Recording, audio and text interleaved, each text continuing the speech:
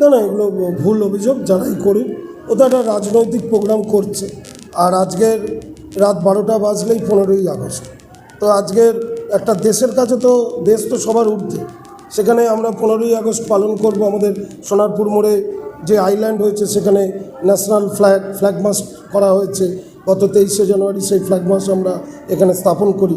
তো 15ই আগস্ট আমরা এই প্রথম বছর ওখানে পালন করব। আমরা আগের দিন থেকেই, আমাদেরও তো বলা আছে, আমরা সেইভাবেই কাজ করছি। আমাদের দেশাত্মবোধক কিছু গান চলছে। কারণ এটা তো আজকের যে বিপ্লবীরা আমাদের এই দেশকে স্বাধীন করেছে, তাদের জন্য আমাদের আজকে শ্রদ্ধা জ্ঞাপন। তা আমরা সেই জিনিসটাই করছি।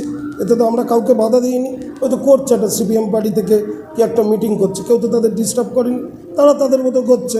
আর আমাদের এলাকায় তো আরও অনেক জায়গা পড়ে আছে। এই জায়গায় হয়তো আমাদের ওই যেখানে মঞ্চ হয়েছে সেখানে 4-6টা চোং চলছে, কিন্তু আরও একটু পিছিয়ে গেলে সেখানেও তারা করতে পারে, কেউ তো বারণ করেনি।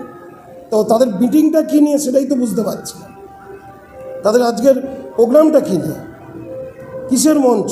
সিপিএম পার্টির একটা মিটিং চলছে দেখুন, তো তারা করুক তাদের মিটিং, কিন্তু দেশের স্বাধীনতার দিবসটাকে আমরা পালন করব না? যে বিপ্লবীরা প্রাণ হারিয়েছে তাদের শ্রদ্ধা জানাবো না? তাদের স্মৃতিচারণ করব না? এটা কি অন্যায় নাকি?